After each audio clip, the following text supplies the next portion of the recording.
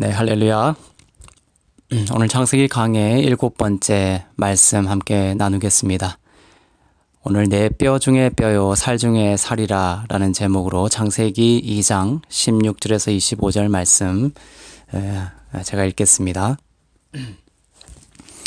여호와 하나님이 그 사람에게 명하여 이르시되 동산 각종 나무의 열매는 내가 임의로 먹되 선악을 알게 하는 나무의 열매는 먹지 말라. 내가 먹는 날에는 반드시 죽으리라 하시니라. 여호와 하나님이 이르시되 사람이 혼자 사는 것이 좋지 아니하니 내가 그를 위하여 돕는 배필을 지으리라 하시니라. 여호와 하나님이 흙으로 각종 들짐승과 공중의 각종 새를 지으시고 아담이 무엇이라고 부르나 보시려고 그것들을 그에게로 이끌어 가시니 아담이 각 생물을 부르는 것이 곧 그 이름이 되었더라. 아담이 모든 가축과 공중의 새와 들의 모든 짐승에게 이름을 주니라. 아담이 돕는 배필이 없으므로 여호와 하나님이 아담을 깊이 잠들게 하시니 잠들매 그가 그 갈빗대 하나를 취하고 살로 대신 채우시고 여호와 하나님이 아담에게서 취하신 그 갈빗대로 여자를 만드시고 그를 아담에게로 이끌어 오시니 아담이 이르되 이는 내 뼈 중에 뼈요 살 중에 살이라. 이것을 남자에게서 취하였은즉 여자라 부르리라 하니라. 이러므로 남자가 부모를 떠나 그의 아내와 합하여 둘이 한 몸을 이룰지로다. 아담과 그의 아내 두 사람이 벌거벗었으나 부끄러워하지 아니하니라. 아멘. 오늘 본문은 크게 두 부분으로 되어 있습니다. 앞부분은 에덴 동산의 각종 나무 열매는 마음대로 먹을 수 있지만 선악을 알게 하는 나무의 열매는 먹지 말라. 하나님이 명하시는 부분입니다. 뒷부분은 하나님께서 아담으로부터 이 갈빗뼈 하나를 취해 그의 아내를 만드시는 부분입니다. 이 전체 본문에 우리 주 예수 그리스도의 그 교회를 향한 놀라운 감당할 수 없는 아름다운 은혜가 스며 있습니다. 그 은혜를 깨닫고 하나님께 감사 찬송하며 나아가는 영광의 삶이 되시기를 바랍니다. 그리고 그 은혜를 깨달을 때 여러분의 삶에 성령의 새롭게 하심이 역사될 줄로 믿습니다. 하나님은 에덴 동산 중앙에 선악을 알게 하는 나무와 생명나무를 두시고 절대로 선악을 알게 하는 나무의 열매는 먹지 말라고 하십니다. 그것을 먹는 날에는 어떻게 된다고요? 반드시 죽을 것이다 라고 그 형벌을 말씀하십니다. 선악을 알게 하는 나무의 열매를 먹는다는 것은 자기 자신이 신이 되고자 하는 것을 의미하죠. 선악과를 먹고 자기가 선과 악을 판단하는 주체가 되겠다라는 것입니다. 자기 힘과 지혜를 내려놓는 것이 아니고 오히려 자기 힘과 지혜로부터 나오는 자기 의에 자기 삶의 기초를 세우려는 것을 말합니다. 율법은 하나님의 거룩한 성품에서 나온 것이지만 신이 되기로 한 인간에게는 이 율법이 오히려 독극물이 되고 맙니다. 은혜와 진리를 아는 자는 이 율법이 주어졌을 때 율법을 주께서 지키신 것으로 알고 내가 지킨 것이 아니라 주께서 지킨 것으로 알고 염치불구하고 먹고 살아나지만 은혜와 진리를 알지 못하는 자들은 그 율법을 자기의 힘으로 지키려고 달려드는 것이죠. 그래서 그 지킴을 통해 자기 의의 기초와 영역을 강화, 확장하고 그것을 통해 스스로에게 신적 권위를 점점 더 크게 부여하고자 합니다. 아담이 창조될 때의 상태는 죄를 지을 수 있는 상태라고 했습니다. able to sin의 상태였죠.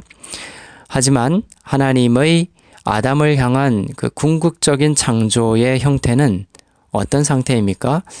바로 죄를 지을 수 없는 상태, 곧 죄와는 아무런 상관이 없는 상태를 염두에 두고 아담을 창조하셨습니다.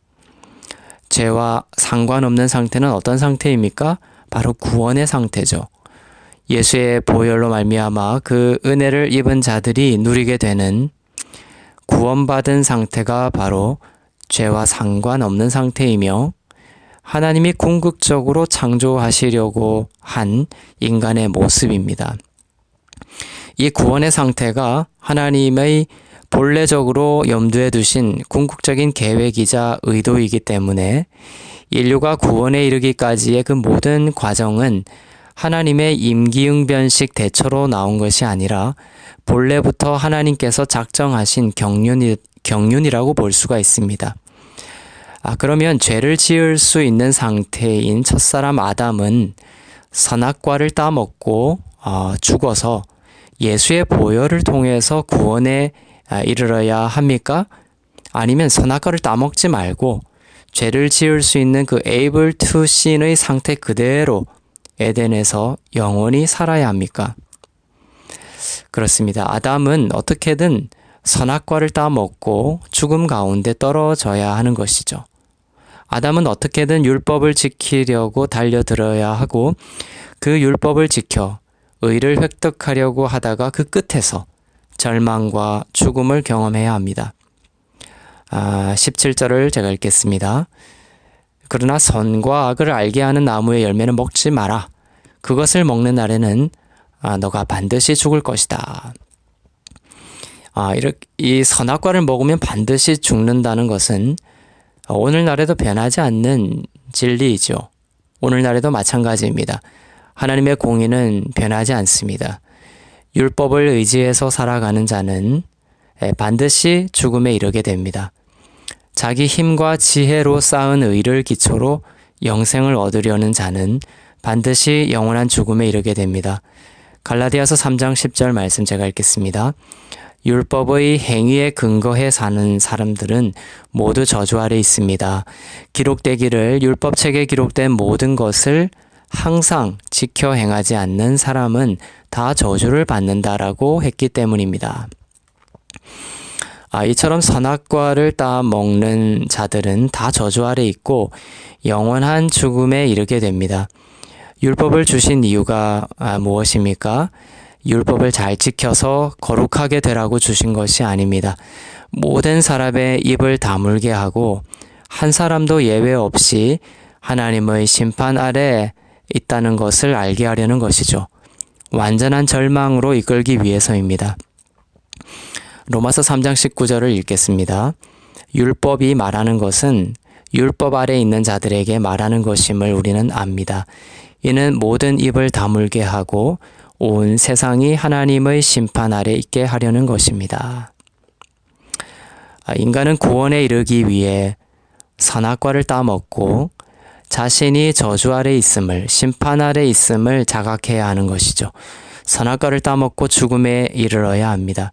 그것이 허물과 죄로 태어나는 인간 실존의 처음 자리임을 깨닫는 것입니다. 그렇게 영원한 죽음에 이른 자에게 예수의 십자가, 그 십자가의 완성된 공로를 믿음으로 말미암는 그 영원히 죽지 않는, 결코 죄인으로 폭로되지 않는 구원과 영생의 길이 선물로 주어지는 것입니다. 그러니 동산 중앙에 선악을 알게 하는 나무를 두신 것은 어떤 면에서 보면 그것을 따먹으라고 두신 걸까요? 아니면 따먹지 말라고 두신 걸까요? 하나님은 선악을 알게 하는 나무를 두심으로 인간의 그 처음 자리를 깨닫게 하신 것입니다. 죄를 지을 수 있는 불완전한 상태를 알게 하시고 자기의 의로는 구원이 불가능하다는 것을 깨닫게 하신 것입니다. 그러나 하나님은 그냥 내버려 두신 것이 아닙니다. 품고 계셨던 구원의 길을 아담 앞에 펼쳐놓으시고 그 길을 따라가도록 하셔서 예수를 믿는 모든 자들이 영원히 죽지 않는 문으로 들어가도록 창조의 본래적 뜻, 곧 구원을 실행하신 것입니다. 그래서 사람은 죽어야 사는 것이고 또 살려고 하면 죽는 것이죠. 사람은 선악과를 따먹고 영원히 죽어야 하는 존재로 태어났음을 그 처음 자리를 깨달아야 하고 그렇게 되었을 때 오직 은혜로 하나님의 그 은혜를 입고 구원에 이르게 됩니다. 그러나 내 힘과 지혜에서 나온 나의 의를 기초로 살아나려고 발버둥치면 그저 오늘 17절의 말씀처럼 영원히 죽게 되는 것이죠. 요한복음 12장 24절 읽겠습니다. 내가 진실로 진실로 너희에게 말한다. 밀알 하나가 떨어져 죽지 아니하면 한 알 그대로 있고 죽으면 많은 열매를 맺게 된다. 이처럼 선악과 따먹고 영원히 죽게 된 자들이 예수를 믿고 구원에 이르게 되면 어떻게 됩니까? 영원히 죽지 않는 구원을 얻게 되는 것이죠. 예수님께서 영원히 죽지 않는 구원의 상태를 이렇게 말씀하셨습니다. 요한복음 11장 25절에서 26절 말씀입니다. 예수께서 마르다에게 말씀하셨습니다. 나는 부활이요 생명이니 나를 믿는 사람은 죽어도 살겠고 살아서 나를 믿는 사람은 영원히 죽지 않을 것이다. 내가 이것을 믿느냐? 오늘날 성도를 죽이기 위한 사단의 공격도 마찬가지 영역에서 이루어지고 있습니다. 사단은 창세기 1장 17절에 그 하나님의 말씀을 인용하여 공격합니다. 마치 예수님께 말씀으로 공격했던 광야의 사단처럼 말이죠. 사단은 하나님의 말씀을 인용하지만 십자가의 승리를 다 빼버리고 껍질로 공격합니다. 너는 선악과 따먹은 자야.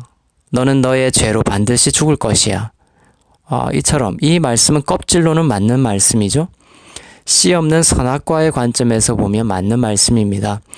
그러나 사단이 인용하는 말씀 안에는 뭐가 없습니까? 십자가가 없습니다. 그 중앙에 예수라는 째라, 곧 씨가 없습니다. 생명나무의 열매가 아닌 것이죠. 그래서 사단이 인용하는 껍질된 말씀은 계속해서 사람을 행위에 의지하게 만들고 결국 어둠에 빠뜨리고 맙니다. 그러나 성도는 십자가를 통과한 하나님의 말씀으로 사단의 공격에 맞서야 합니다.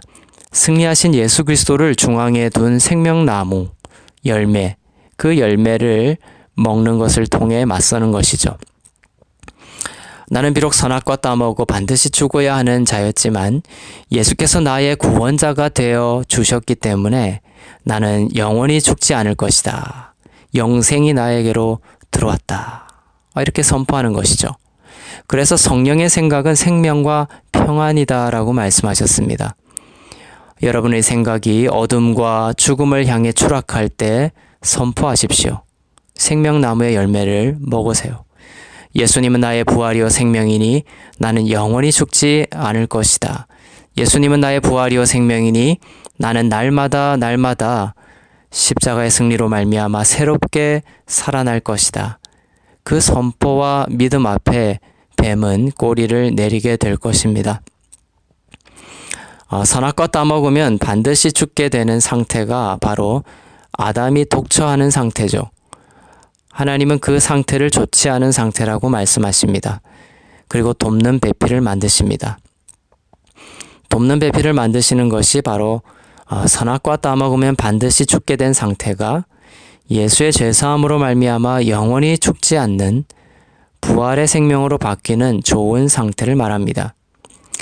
그래서 이어지는 여자를 만들어 아담과 합일시키는 모습, 그 모습은 바로 십자가를 통한 구속사를 보여주는 것입니다.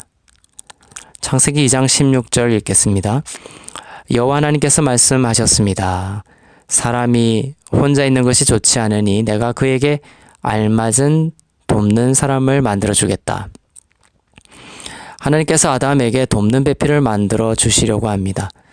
돕는 배필이 없는 상태를 하나님은 좋지 않다. 로토브, 로는 부정사죠. 토브는 좋다. 로토브라고 말씀하십니다. 돕는 배필이 생기고 나서야 하나님은 아담의 상태를 토브, 곧 좋다라고 말씀하십니다. 여기서 돕는 배필은 에제르라는 히브리어인데요. 헬퍼라는 뜻입니다. 그냥 헬퍼가 아니라 에제르 커네거도, 히브리어로 에제르 커네거도라고 하여 커는 as라는 뜻이고 네거도는 counterpart, 즉 상응하는 짝이다 라는 뜻입니다. 아담에게 상응하는 돕는 자를 만들겠다라는 것입니다. 이 에제르가 바로 교회입니다. 아담은 예수 그리스도를 상징합니다. 하나님은 교회에 없는 예수 그리스도의 모습을 좋지 않은 것으로 선포하시고 예수 그리스도와 같은 아름다움을 간직한 교회를 만드시기로 작정하셨습니다. 하나님은 창세 때부터 이토록 교회를 여러분을 사랑하셨고 혼자서도 충분히 영화로우신 분께서 여러분 없이는 좋지 않기로 작정하시고 자기의 영광을 비우신 것입니다. 예수님의 아름다움이 여기 있습니다. 그리고 여러분의 보배롭고 존귀함이 여기에 있습니다. 에제르가 아담과 연합하여 한 몸을 이루게 하시는 모습을 통해 바로 교회를 탄생시키셔서 그 교회를 예수 그리스도와 연합하게 하실 것이라는 구원의 메시지를 하나님께서 선포하고 계신 것이죠. 에베소서 5장 31절에서 33절을 읽겠습니다. 이러므로 사람이 부모를 떠나 그의 아내와 연합해 둘이 한 육체가 될 것이다. 이 비밀이 큽니다. 나는 지금 그리스도와 교회에 대해 관해 말하고 있습니다. 그러나 여러분도 각자 자기 아내 사랑하기를 자기 사랑하듯 하고 아내는 남편을 존경하십시오. 이처럼 교회는 예수 그리스도와 연합하여 생육하고 번성하고 땅에 충만하고 정복하고 다스리는 놀라운 하나님 나라의 백성으로서의 부르심으로 창조되었습니다. 생명이라고는 전혀 없는 티끌에 불과했던 자들이 말이죠. 그 교회가 어떻게 탄생합니까? 본문에 보면 돕는 배필을 만드시겠다 하셔놓고 아담이 각 생물의 이름을 지어주는 장면이 삽입되어 있습니다. 어떻게 보면 뜬금없는 삽입이라고 볼 수 있겠지만 이것은 하나님께서 그리스도의 배필을 동물이나 어떤 다른 생물에게서 찾지 않으시고 그리스도의 그 피를 흘려서 은혜로 만드실 것임을 알려주기 위한 삽입이죠.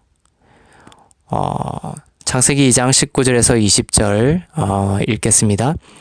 그래서 여호와 하나님께서 흙으로 온갖 들짐승들과 공중의 온갖 새들을 다 빚으시고 그것을 아담에게로 데려오셔서 그가 어떻게 이름을 짓는지 보셨습니다. 아담이 각 생물을 무엇이라 부르든지 그것이 그의 이름이 됐습니다. 아담이 모든 가축과 공중의 새와 모든 들짐승에게 이름을 지어 주었습니다. 그러나 아담은 자기에게 알맞은 돕는 사람을 찾을 수가 없었습니다. 동물에게서는 예수에 상응하는 돕는 배필을 찾지 않으셨습니다. 동물은 하이 네페시입니다. 그러나 사람은 하이 네페시 하이입니다. 그 차이는 뭡니까? 하이 네페시 하이는 너샤맛 하임, 곧 생기를 불어 넣음 받음으로써 하나님의 그 생명을 추구하고 그 생명을 받아 살아가는 존재를 말합니다. 그러나 동물은 그렇지 못한 것이죠. 예수 그리스도와 연합하는 하나님 나라의 백성된 교회는 너샤맛 하임, 곧 하나님의 생명을 깨닫고 그 생명으로 살아가는 사람이어야만 했던 것입니다. 그 사람 중에 교회를 어떻게 만드시는지 봅시다. 하나님은 그 교회를 예수님의 십자가의 사랑과 은혜로 만들어내십니다. 창세기 2장 21절에서 22절 읽겠습니다. 여호와 하나님께서 아담을 깊은 잠에 빠지게 하시니 그가 잠들었습니다. 하나님께서 그의 갈비뼈 하나를 취하시고 살로 대신 채우셨습니다. 여호와 하나님께서 아담에게서 취하신 갈비뼈로 여자를 지으시고 그녀를 아담에게 데려오셨습니다. 하나님은 아담을 깊은 잠에 빠지게 하십니다. 깊은 잠은 죽음을 의미합니다. 하나님은 예수 그리스도의 죽음을 통하여 교회의 창조를 이루셨습니다. 그리고 아담의 그 옆구리를 찢고 내장을 헤집고 갈비뼈 하나를 취하여 그것으로 여자를 지으셨습니다. 이 모습은 십자가에서 오른쪽 옆구리에 창으로 찔려 죽으신 예수님의 모습입니다. 예수님은 오른쪽 옆구리에 창에 찔리셨고 그 창은 갈비뼈를 관통해 폐와 심장을 파열시켰죠. 심장을 찔렸을 때 심장을 싸고 있는 막인 그 심낭의 두 층 사이에 쌓여있는 물이 흘러나왔고 심장의 파열로 피가 쏟아져 나왔습니다. 그래서 요한의 증언대로 물과 피를 쏟으신 것입니다. 예수님은 심장이 파열되기까지 우리를 사랑하셨고 그 과정에서 갈비뼈의 함몰을 통한 교회의 탄생을 성취하셨습니다. 이 교회의 탄생에 사람의 성도됨에 우리가 기여한 부분이 있습니까? 전혀 없습니다. 교회의 탄생은 오직 하나님의 주권에 따라 예수 그리스도의 은혜로 말미암아 된 것입니다. 예수 그리스도의 십자가 죽음과 부활을 통해 교회는 창조된 것입니다. 선악과 따먹고 은혜 밖으로 도망간 영원히 죽을 자들을 하나님께서는 오직 예수의 희생과 부활이라는 전적인 하나님 측의 일을 통해 교회로 회복시키신 것입니다. 그렇게 은혜로 탄생시키신 주님을 머리 삼은 몸된 교회를 향한 하나님의 평가는 어떻습니까? 예수 안에 은혜 아래에 있게 된 여러분들을 향한 하나님의 변하지 않는 마음을 들어봅시다. 창세기 2장 23절입니다. 아담이 말했습니다. 드디어 내 뼈 가운데 뼈요, 내 살 가운데 살이 나타났구나. 이가 남자에게서 취해졌으니 여자라고 불릴 것이다. 하나님은 교회를 이처럼 예수님처럼 바라보고 계십니다. 예수의 피로 사신 여러분을 향한 하나님의 마음은 어제나 오늘이나 영원토록 동일하시죠. 그 시선은 여러분의 어떠한 흠이나 죄에도 불구하고 확정된 여러분에게 떨어진 영원한 판결문입니다. 아가서 4장 1절부터 7절까지를 읽으면서 여러분들을 신부로 삼은 하나님의 마음을 봅시다. 여기서 아름답다라는 의미로 쓰인 아파라는 단어는 현재 능동 형태예요. 언젠가 사랑스러워질 것이다가 아니라 지금 너가 어떠한 상황 가운데 있을지라도 현재적으로 예수님처럼 아름답다라는 뜻입니다. 아가서 4장 1절부터 7절 말씀을 제가 읽겠습니다. 내 사랑하는 그대여, 당신은 얼마나 아름다운지요. 너무나 아름다워요. 베일 너머 당신의 눈은 비둘기 같군요. 당신의 머리칼은 길르앗 산에서 내려오는 염소떼와 같네요. 당신의 이는 목욕하고 나와 방금 털을 깎은 암양떼와 같습니다. 하나하나가 모두 짝을 이루어 그 가운데 홀로 된 것이 없네요. 그대의 입술은 새빨간 매듭 같고 그대의 입은 사랑스럽습니다. 베일 너머 그대의 뺨은 조개놓은 석류 한쪽 같아요. 당신의 목은 무기를 두려고 세운 다윗의 탑과 같으니 거기에는 천개의 방패를, 전사들의 방패들이 걸려 있습니다. 그대의 두 젖가슴은 백합화 사이에서 풀을 뜯는 두 마리 쌍둥이 노루 같아요. 날이 저물고 그림자가 사라질 때까지 나는 모략의 산을, 유황의 언덕을 오르겠습니다. 내 사랑하는 이여, 당신은 정말 아름답습니다. 그대에게 흠이라고는 없습니다. 예수님이 간음 현장에서 잡혀온 여인을 바라볼 때도 이랬으며 반역자 삭개오를 바라볼 때도 이 마음이었습니다. 그들이 어떤 선한 일을 해서 그것을 보고 품은 마음이 아니라 하나님께서 그들의 심령 가운데 여호와의 이름을 두시고 회복하시기를 작정하신 하나님의 사람이기 때문에 그리스도 안에서 영원한 사랑으로 보신 것입니다. 여러분에게도 동일합니다. 이 일을 이루신 예수 그 이름에 흠뻑 적기를 바랍니다. 그 사랑 안에 여러분의 모든 아상을 녹여버리십시오. 그 사랑의 시선이 여러분의 심령을 점령해 버리도록 여러분을 던져버리십시오. 그 사랑이 여러분 가운데 큰 군대처럼 주둔한다면 어떤 사단의 참소와 공격도 여러분을 무너뜨리지 못할 것입니다. 오히려 그들을 빛으로 심판하고 세상의 빛과 소금으로 드러내는 신비한 삶을 경험하게 될 것입니다. 예수의 죽음과 부활을 통해 주님의 몸으로 교회가 탄생한 것을 잘 나타내고 있는 부분이 누가복음 마지막 장에 나옵니다. 예수님이 부활 후에 제자들에게 나타나셨을 때 제자들은 유령을 본 줄 알고 놀랍고 무서워했습니다.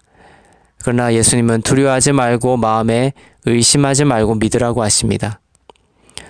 이것은 마치 성도가 자신의 육적 현실을 보면 더럽고 추하고 매일 쓰러지는 연약한 자이기에 하나님이 자기를 아름답게 보고 계시지 않을 것이다 라는 그 두려운 마음을 갖고 있는 것과 같습니다. 그러나 거기에 머물러 있으면 화살처럼 쏘아대는 사단의 공격 앞에 쉽게 무너집니다. 그래서 예수님은 제자들에게 자신의 살과 뼈를 만져보고 바로 나 자신인 이 아름다운 교회의 탄생이라는 그 객관적 사실을 자신의 정체성으로 받아들이라고 당부하시는 거죠.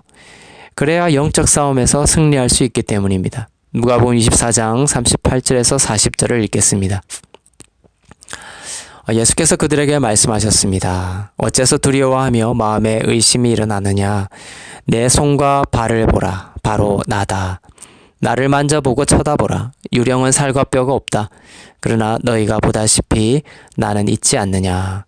예수께서는 이렇게 말씀하시고 그 손과 발을 보여주셨습니다.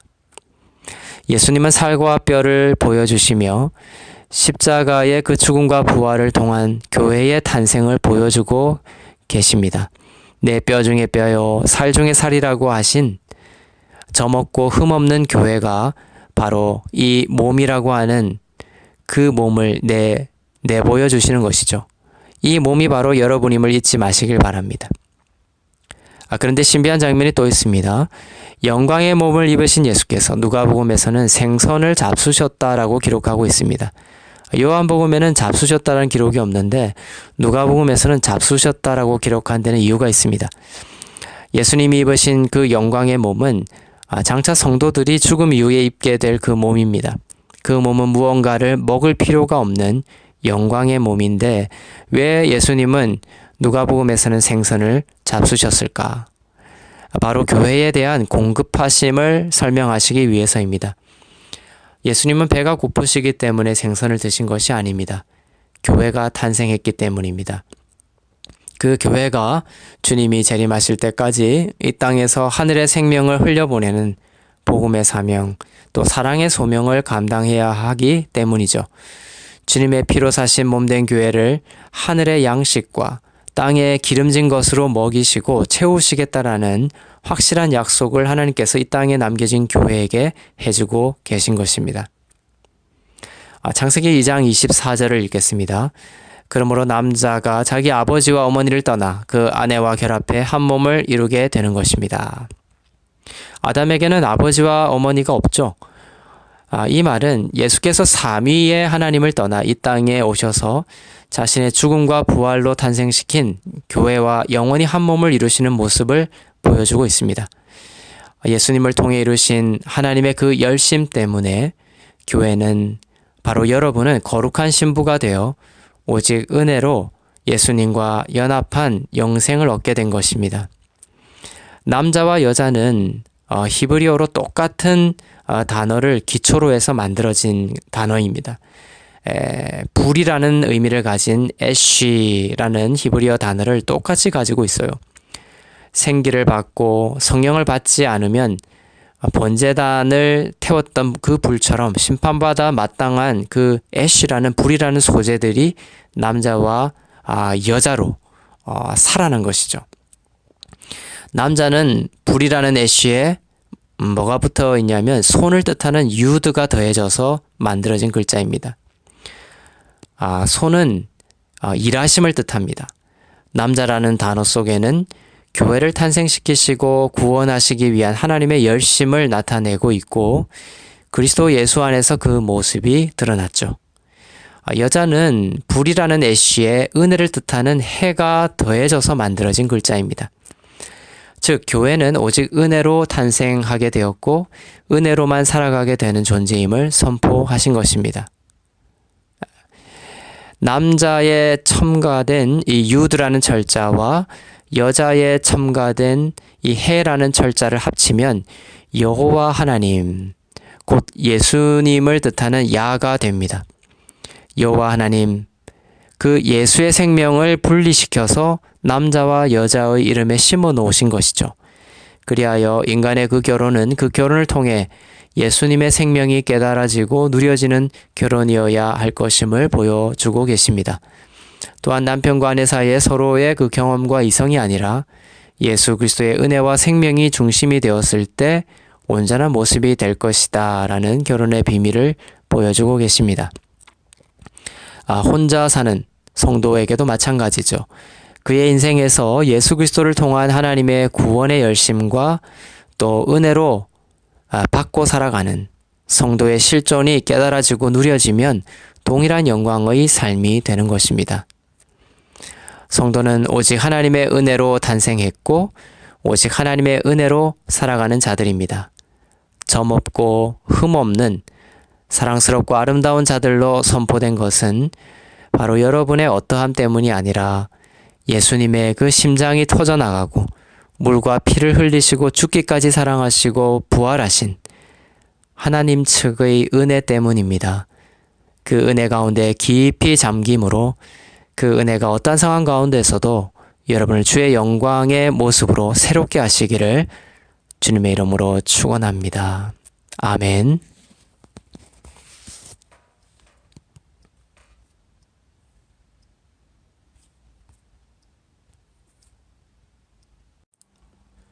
그 은혜 가운데 깊이 잠김으로 그 은혜가 어떠한 상황 가운데서도 여러분을 주의 영광의 모습으로 새롭게 하시기를 주님의 이름으로 축원합니다.